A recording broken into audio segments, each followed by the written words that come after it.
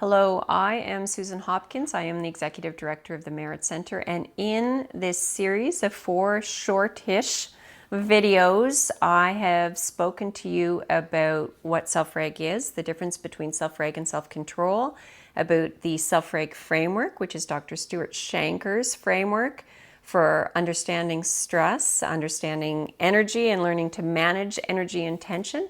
And I have spoken to you about a couple of concepts. One is about co-regulation from a self-reg lens, so really important. It's about how we support children and maybe their families as well through our relationships and our connections, which is the interbrain. So I've thrown a whole lot of content at you. And I spoke also about the idea of soft eyes, which was language an elder gave me years ago about how we look at children.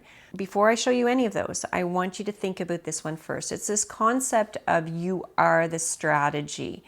And I first started thinking about this idea of you being the strategy a long time ago when I was up in the Northwest Territories working in the early years. And what I found was that everywhere I turned, people were asking me for 2 things. They were asking me for programs, and they were also asking for strategies. And the concept of that word strategy, I think we've lost a little bit along the way, because very often it means this one thing to try to do, an action we're going to take, and we're expecting different outcomes from these strategies. So I might talk about this strategy of giving my child a hug when I notice her stress going through the roof. Could be a strategy. But what I was noticing was that there was this seeking of simple, like a bucket. I call them the bucket of strategies.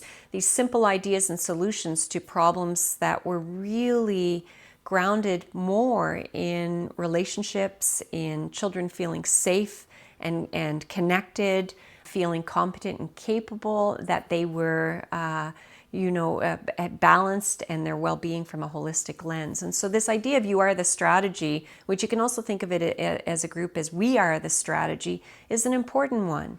That really means that as you gather your bucket and your toolkit and fill it up with ideas about children's behavior and how to support their well-being, their resilience in all sorts of different ways, never forget that it always has to start with us.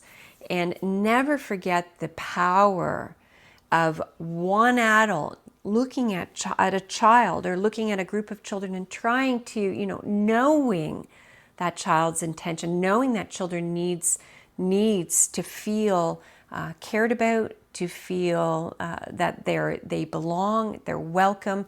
All of these things are absolutely the foundation of self-regulation. And so when we don't have those relationships, when we don't see ourselves as part of the mix of what children need, we miss the biggest opportunity there is. So this can often sound like I'm putting the weight of the world on the shoulders of the adults who serve children.